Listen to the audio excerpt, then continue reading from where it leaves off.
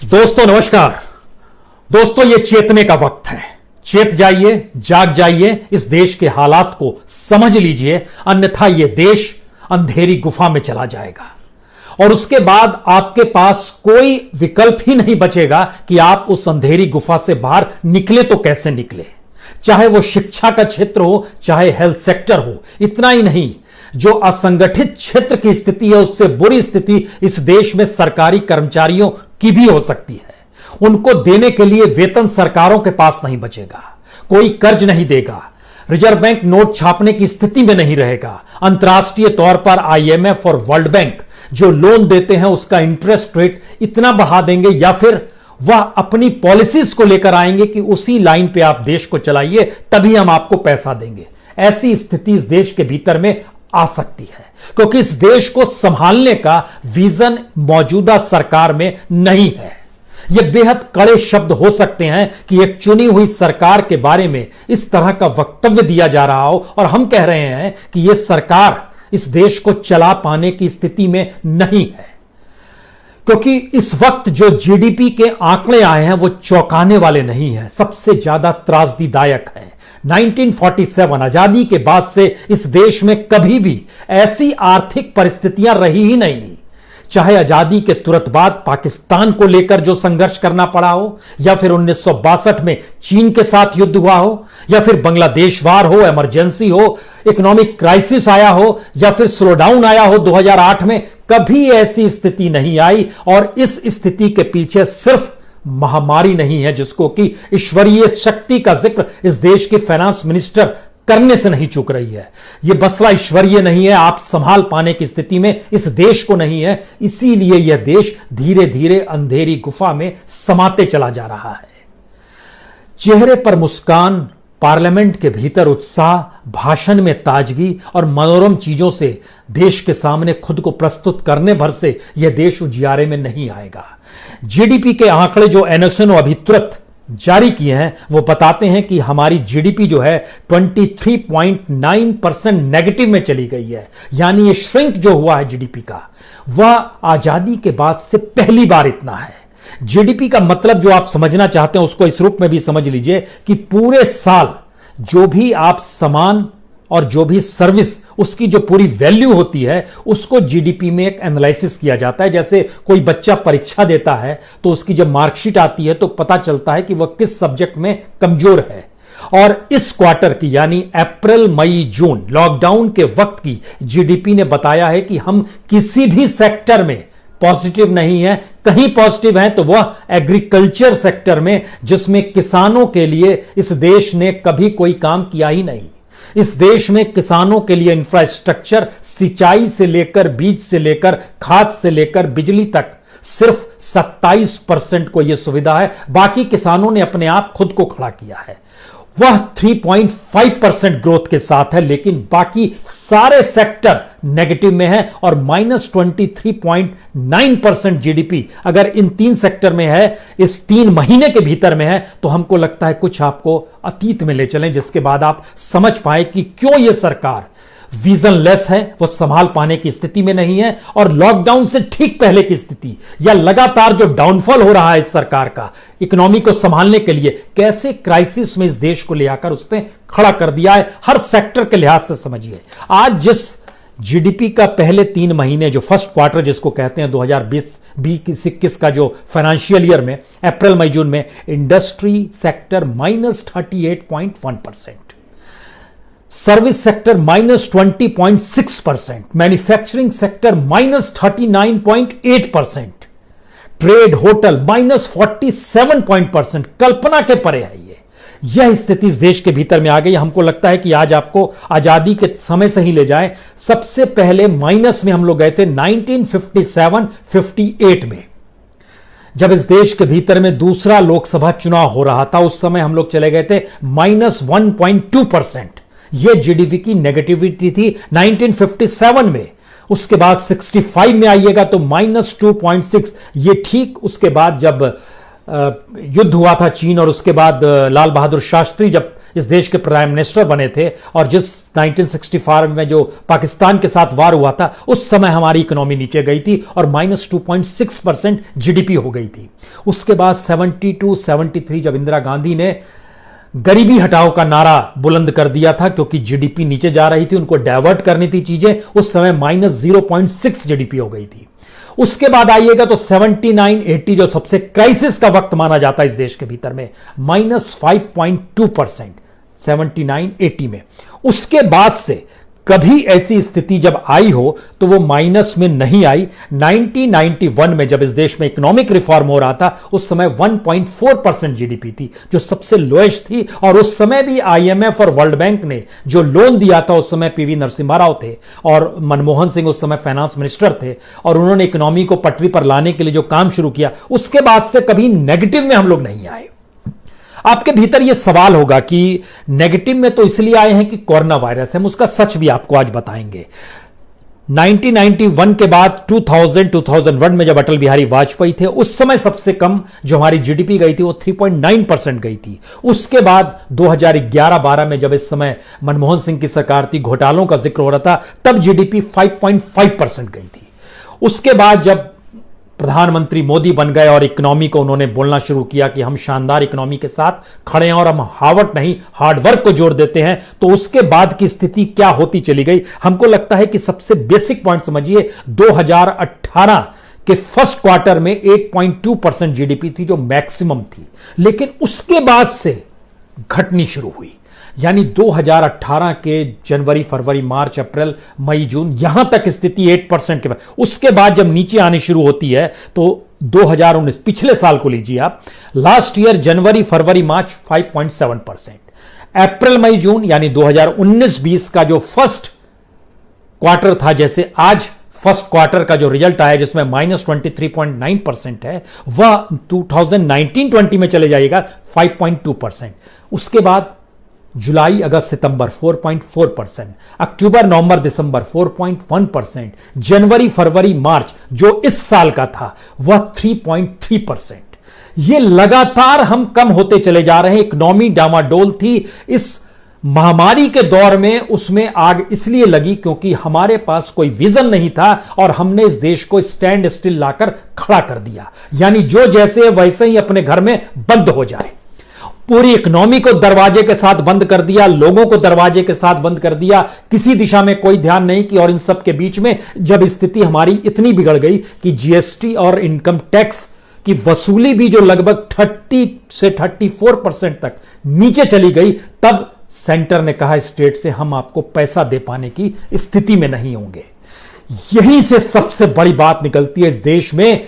हम क्यों आपसे कह रहे हैं कि जाग जाइए? इसलिए कह रहे हैं क्योंकि आजादी का मतलब कभी पॉलिटिकल और सिविल एस्पेक्ट नहीं होता है, बल्कि इकोनॉमिक एस्पेक्ट भी होता है, सोशल एस्पेक्ट भी होता है। और जो एजुकेशन है, जो शिक्षा है, जो नौकरी करने वाले उनको जो वेतन है, जो बेसिक राइट्स है, अगर वो आपको ना मिल रहा हो तो फिर आजादी का क्या मतलब है? हम लोग एक ऐसी स्थिति में आ गए, हम उस दिशा में आपके पास आए उस फैक्ट एंड फिगर के साथ। उससे पहले इस बात को भी समझ लीजिए कि क्यों हम इस बात का जिक्र आपसे करना चाह रहे हैं कि इन्होंने स्थिति पहले से बिगाड़ी है। और हमको लगता है कि जनवरी से मार्च तक तो कुछ भी नहीं था, उस समय का डाटा देखिए, और अप्रैल से जुलाई तक का डाटा देखिए, जरा इसको समझने की कोशिश अब कीजिएगा। मैन्युफैक्चरिंग जनवरी से मार्च में ही माइनस में चली जा चुकी थी, -1.4, जो मैन्युफैक्चरिंग आज की तारीख में बढ़ते बढ़ते जुलाई तक में 38% नीचे आ चुकी है, जिसमें इंडस्ट्री ग्रोथ जो है -38% हो गया है।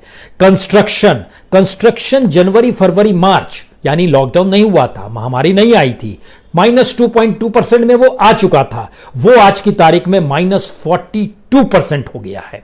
जो ट्रेड, होटल, ट्रांसपोर्ट, कम्युनिकेशन जो इस दौर में काम ही नहीं कर रहे थे वो -44% तक पहुंचे हैं। लेकिन जनवरी, फरवरी, मार्च में भी दुनिया के तमाम देशों की फहरिस्त में भारत सबसे कम था, 2.6%, वह भी नीचे आ गया था। माइनिंग जो दुनिया में 10% से ऊपर रहती है, जनवरी, फरवरी, मार्च में हम उसमें 5.2% पे आ गए थे, आज की तारीख में -22% पे खड़े हैं। किसी भी सेक्टर का जिक्र करेंगे, फाइनेंस, रियल एस्टेट का जिक्र करेंगे, तो जनवरी, फरवरी, मार्च में 2.4% पे आ गए थे, जो कि एवरेज दुनिया के तमाम देशों में 8% से ज्यादा आ रहा है। हम आज -9% हैं, यानी दुनिया के तमाम देशों की तुलना में हम बहुत पीछे हैं। हम कोई संभाल पाने की स्थिति में नहीं है, क्योंकि हमने जो निर्णय लिए वो लोगों को स्टैंड स्टिल कर दिए। और यहीं से यह सबसे बड़ा सवाल निकला कि जब हमारी जीडीपी इतनी श्रिंक कर जाएगी, और जब भी जीडीपी श्रिंक करती है तो उसका मतलब बहुत साफ होता है कि साल भर होने वाले जो भी सामान होते हैं, जो भी सेवा होती है, उनकी कुल वैल्यू को जीडीपी से जोड़ा जाता है। इसको अब इस रूप में समझिए कि हमारे यहां धीरे धीरे लोग पैसा नहीं निकालेंगे, यानी सामान जो खरीदना चाहता है वो नहीं खरीदेगा, जो एक्सपेंडिचर है लोगों का कम होने लगेगा, जो सारी चीज इन्वेस्टमेंट हो रही है वो धीरे धीरे और कम होने लगेगी। यानी स्थिति सीधे सीधे बैंकों तक भी पहुंचेगी, रिजर्व बैंक तक भी पहुंचेगी। और रिजर्व बैंक को संभाले हुए जो गवर्नर है वो लगातार जब इस बात का जिक्र करते हैं कि दरअसल आरबीआई के पास अभी भी हथियार है, तो कौन सा हथियार है, ये एक बड़ा सवाल इसलिए है क्योंकि जब इस देश की सरकार ने इस बात का जिक्र किया कि आप राज्यों से कहा हम पैसा आपको जीएसटी का नहीं दे पाएंगे, आप रिजर्व बैंक से पैसा लीजिए, तो हमें लगा कि आज आपको यह भी जानना चाहिए राज्यों के ऊपर जो बोझ है, किसी भी राज्य को ले लीजिए आप, रैंडमली अगर किसी भी राज्य को चुनना चाहते हैं तो जैसे आप उत्तर प्रदेश चुनिए, सबसे बड़ा राज्य है। उत्तर प्रदेश में इस बार का जो बजट आया और आज जो स्थिति है जरा इसको समझिए। उत्तर प्रदेश के ऊपर लगभग उसकी जीडीपी का 28.8% उस पर कर्ज है, और जब इस साल का बजट रखा जा रहा था तो उसके खाते में -53,195 करोड़ यानी 53,195 करोड़ वो पहले ही खर्च कर चुका था। बजट आने से पहले तो नेगेटिव में चल रहा था। उसने जो पूरा रेवेन्यू जोड़ के बताया कि हमारे पास इस साल इतना पैसा आएगा, उसने बोला हमारे पास पैसा आएगा 4,25,000 करोड़, और एक्सपेंसेस जो उसने दिखाए अपने तौर पर वो दिखा दिया 5,13,000 करोड़ का, यानी एक्सपेंसेस जो थे वह भी लगभग 90,000 करोड़ रुपए ज्यादा बजट में ही जिक्र था। और इस बीच में जब यह शुरुआत हुई, लॉकडाउन की स्थिति शुरू हुई, उसका रेवेन्यू जो 4,25,000 करोड़ का उसने बजट में दिखाया है वह घट के 3 लाख करोड़ से भी नीचे जा रहा है। कहां से पैसा आएगा? एक्सपेंस कम कर पाने की स्थिति में नहीं है, क्योंकि एक्सपेंडिचर सरकार के हों या फिर इस महामारी से लड़ने के लिए लगभग 13% एक्सपेंडिचर सरकार का खर्च हुआ है, वह भी एक्सपेंडिचर कहां से पैसा आएगा? कोई रेवेन्यू का स्टाइल ही नहीं है। इसीलिए इस सरकार को लेकर आपको सोचना होगा आप क्या करना है, क्योंकि यह अंधेरी गुफा में आपको ले जा चुकी है, आपको उससे बाहर निकलना है। इसके बाद देखिए बिहार में लगभग 30% कर्ज है जीडीपी का। बिहार की जीडीपी जो होगी उसका 30% वो कर्ज में डूबी हुई है, और इस बार जब बजट रखा गया तो 20,374 करोड़ रुपए माइनस थे, उसके पास नेगेटिव थे, और उसने अपना रेवेन्यू दिखलाया कि हम 1,84,000 करोड़ रुपए हम रेवेन्यू लेकर आएंगे, लेकिन एक्सपेंडिचर जब दिखाया तो उसमें था कि 2,11,000 करोड़ रुपए एक्सपेंडिचर हो जाएगा, यानी फिर नेगेटिव में आप चले जाएंगे। यानी वित्तीय घाटा लगातार बढ़ रहा है। वित्तीय घाटे के बोझ तले राज्य तो खोखले हो जाएंगे, कंगाल हो जाएंगे। हमको लगता है एक और राज्य आपको लेना चाहिए, खासतौर से महाराष्ट्र को लीजिए। महाराष्ट्र की स्थिति में लगभग 16% उसके ऊपर कर्ज है, उसकी अपनी जीडीपी जो सबसे बड़ी जीडीपी देश के अन्य राज्यों के मुकाबले में है, उसके ऊपर जो बजट बैलेंस आया वो माइनस में लगभग 54,618 करोड़ 54,618 करोड़ माइनस पैसा था, यानी वो पहले खर्चा हो चुका है। उसके बाद इन्होंने अपना रेवेन्यू दिखलाया 3,49,000 करोड़, और जो एक्सपेंसेस दिखाए वो 4,34,000 करोड़। जितना आ रहा है उससे ज्यादा खर्च करने की स्थिति में ये बजट में ही आ रहे हैं। वित्तीय घाटा बढ़ रहा है। इस दौर में हर साल ये होता था, इससे इनकार नहीं है, लेकिन इस बार रेवेन्यू जो था उस रेवेन्यू में ही बड़ी तादाद में पैसे की कमी आ गई, और जो रेवेन्यू आ भी रहा था छिटपुट, उसको सेंटर ने कहा हम जीएसटी देने की स्थिति में नहीं है। यह कल्पना के परे है इसके बाद क्या स्थिति इस देश के भीतर के राज्यों की बनने वाली है। हमको लगता है पंजाब राज्य भी ले लीजिए, आपके दिमाग में होगा कि एग्रीकल्चर स्टेट है। पंजाब के ऊपर तो सबसे ज्यादा 38% उस पर कर्ज है, और उसने जो अपना बजट बैलेंस दिखाया उसमें 18,828 करोड़ नेगेटिव थे। रेवेन्यू जो उसने दिखलाया बजट में वो बताया कि हम लगभग 88,000 करोड़ रुपए रेवेन्यू से कमा लेंगे, खर्च करेंगे 1.55 लाख करोड़। डबल आप खर्च कर रहे हैं, उसमें इस नेगेटिव को भी जोड़ रहे हैं, यानी बढ़ते जा रहा है। यानी अगर सब कुछ सामान्य भी होता तो भी पंजाब का बजट जो है आने वाले वक्त में, उसके बाद जब 2021 का बजट रखा जाता तो 18,000 करोड़ से बढ़कर वो लगभग 60,000 करोड़ रुपए माइनस हो गया होता। ये कल्पना के परे अब तो और बुरी स्थिति है। और जब और बुरी स्थिति का हम आपसे जिक्र कर रहे हैं, अब यहां पर आपको समझने की जरूरत है हम क्यों कह रहे हैं। नोटबंदी इस देश के लिए डिजास्टर था। इकोनॉमी को कैसे संभालना है, आप बिल्कुल त्रासदीदायक स्थिति में ले आए, क्योंकि जीएसटी आपने एक लिहाज से मेस कर दिया पूरे देश के भीतर में, जो व्यापारी जिस भी तौर पे काम कर रहा था। यहां एक चीज और समझिए, जीएसटी और नोटबंदी ने इस देश के असंगठित क्षेत्र, अनऑर्गेनाइज सेक्टर, जिसमें कि लगभग इस देश के 90 से 94% लोग नौकरी पेशा करते हैं, उनके पास काम ही नहीं बचा। उनको पूरा तबाह कर दिया। अनऑर्गेनाइज सेक्टर आपने पूरा तबाह कर दिया। ऑर्गेनाइज सेक्टर में आपको सोशल सिक्योरिटी मिलती है, वेतन मिलता है, पीएफ कटता है, पेंशन मिलता है, ये सारी चीज ऑर्गेनाइज सेक्टर में। अनऑर्गेनाइज में ऐसा कुछ भी नहीं है। यहां पर आपको यह भी समझना होगा कि ये जो आज डाटा आया है -23.9%, ये ऑर्गेनाइज सेक्टर का है।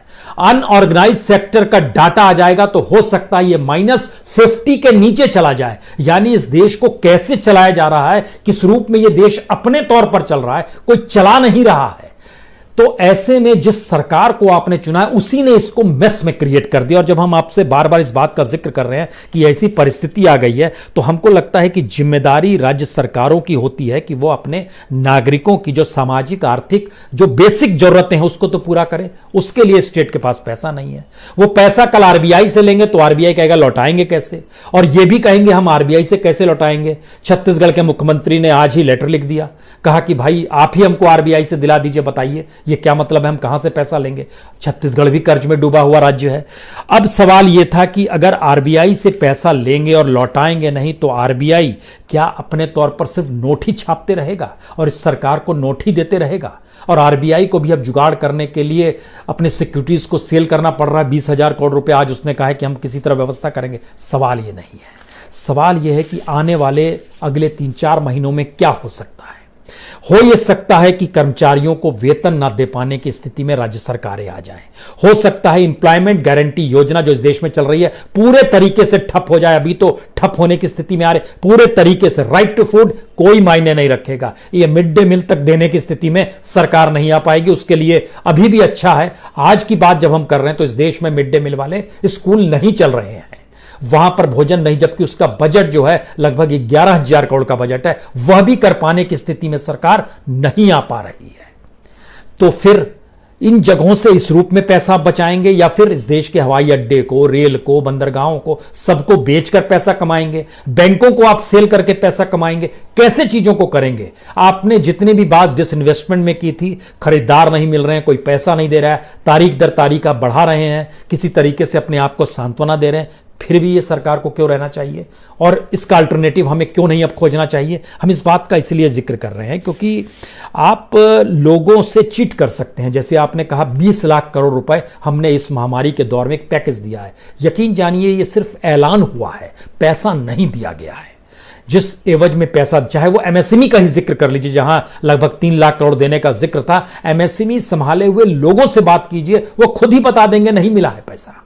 और इस रूप में जितना कम पैसा दिया जा रहा है उससे चीजें संभलेंगी नहीं, यह भी एक दूसरा सच है। आप लोगों से चिट कर सकते हैं, आप चाहेंगे तो डाटा चेंज कर सकते हैं, जिस डाटा का जिक्र बार बार इस देश में होते रहा है कि आप डाटा बदल के बताते रहे खुशहाली।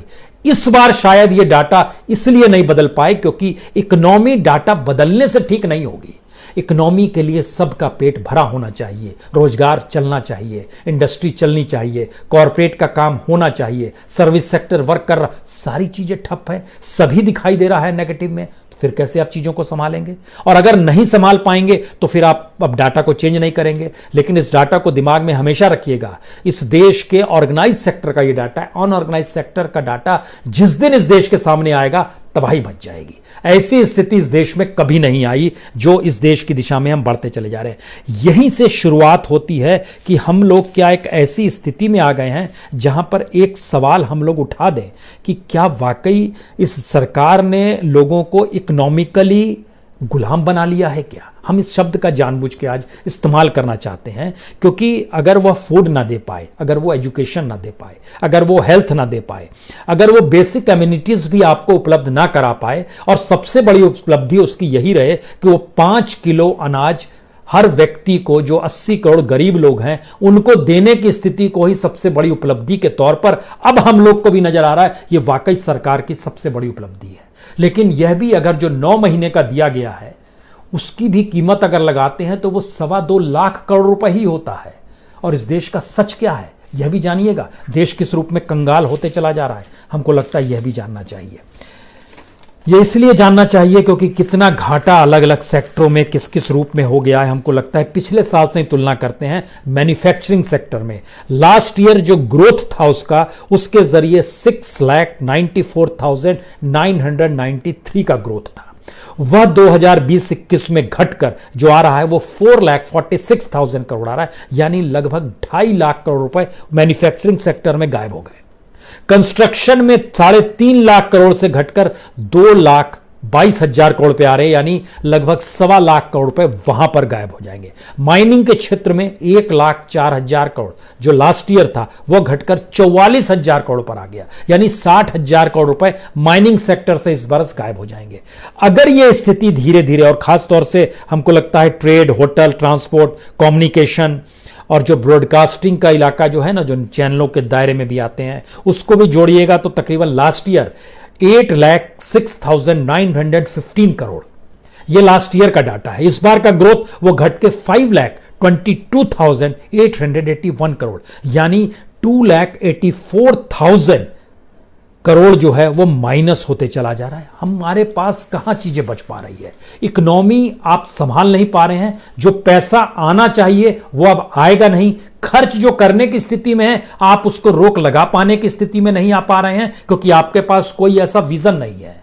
अब आप लाल बहादुर शास्त्री को याद कीजिए जो कहते थे एक वक्त का उपवास कर लेते हैं क्योंकि अभी तो लड़ाई लड़नी है, और जय जवान जय किसान का यह यूनिटी भी हमारे देश के भीतर में मौजूदा वक्त की सरकार के कहने पर कैसे होगी, क्योंकि यह सरकार तो खुद ही रईसी में खोई हुई है। इसकी चकाचौंध जो है वो अद्भुत है। उसको कोई शर्म नहीं है कि हम इस रूप में कैसे जी सकते हैं। इस देश की स्थिति जब एक कंगाल परिस्थिति में पूरा देश जा रहा है तो भी आप रईसी में जिएंगे। पार्लियामेंट शुरू करने वाले हैं, जो सबको पता है कि पार्लियामेंट डबल शिफ्ट की अब चलने वाली है। एक शिफ्ट में अगर चलती थी तो 2.6 लाख रुपीज उस पर खर्च होते हैं, 2,60,000 रुपए। आप कहीं भी राशनिंग नहीं कर पाते हैं, कोई आपके पास विजन नहीं आता है कि आपको जिंदगी कैसे जीनी है, इस देश को कैसे चलाना है। सारी चीजें, स्थिति लगातार आपके हाथ से निकलती जा रही है। समझने की जरूरत बहुत ज्यादा होती चली जा रही है कि आपको करना क्या है और कैसे करना है। कुछ उपाय जो बार बार इस देश के भीतर में आते हैं कि इकोनॉमी को अगर आपको संभालना है तो कम से कम डिमांड पैदा करने के लिए पैसा बांटिए। फूड ग्रेन्स जो है 5 किलो से काम नहीं चलेगा, 10 केजी देना शुरू कीजिए। एम्प्लॉयमेंट गारंटी को दुगना कर दीजिए। आप अपने तौर पर जो राज्यों को पैसा है उसको पैसा दीजिए लोगों से। कल से जो शुरू हो जाएगा कि जो EMI आपको देनी थी, ये कमाल की स्थिति है। EMI में आपको अब इंटरेस्ट के साथ देना है, यानी इतने दिन हम लोग स्टैंड स्टिल की स्थिति में थे, जो EMI चुकानी होगी उसमें हमको पैसा देना है। और ये सरकार में फाइनेंस मिनिस्टर कहे कि ईश्वरीय सोच है ऐसी कि इस बार जो महामारी आई है, महामारी से पहले की स्थिति को देखिए। दुनिया के किसी भी देश से तुलना करना शुरू कीजिए, समझना शुरू कीजिए। किसी एक सेक्टर को उठाइए, इंपोर्ट को उठाइए या एक्सपोर्ट को उठाइए, किसी भी देश के साथ जो आपके व्यापारिक संबंध है उसको उठाइए। जब आप एनालिसिस करना शुरू करेंगे तो आप समझ जाएंगे कि 2017 के बाद से इस सरकार के हाथ से इस देश की इकोनॉमी के धागे सारे टूट चुके थे, निकल चुके थे। उसके बाद यह देश अपनी स्थितियों में जी रहा था, अपने तरीके से चल रहा था जो चीज चल रही थी। इस महामारी ने यह काम जरूर किया कि 3 महीने जब इस देश की पूरी तरह बंद कर दिया गया और उसके बाद इस देश को चलाना है तो सबकी आंखों से सारे नूर गायब हो गए हैं। कैसे आप चीजों को संभालेंगे? आजादी के बाद की सबसे विकट आर्थिक परिस्थितियों को जीने के लिए उसी सरकार के हाथों हमको उजाले में आने की सोचना है जिस सरकार ने अंधेरे में पहुंचा। क्या यह संभव है? कैसे संभव है?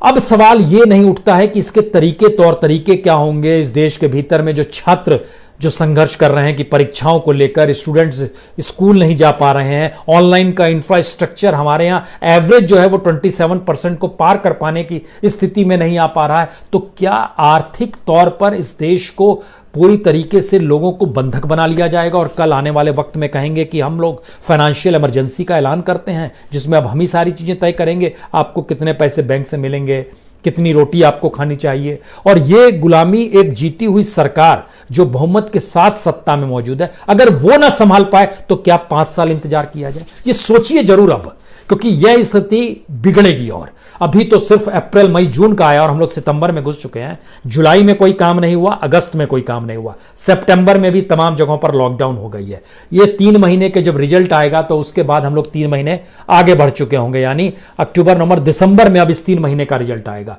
इस बीच में सोचिए क्या स्थिति इस देश की होने वाली है। संभल जाइए, जाग जाइए, होश में आइए। देश को कम से कम अंधेरी गर्त में जाने से रोकने के लिए आवाज तो निकालना शुरू कीजिए। बहुत बहुत शुक्रिया, बहुत बहुत शुक्रिया।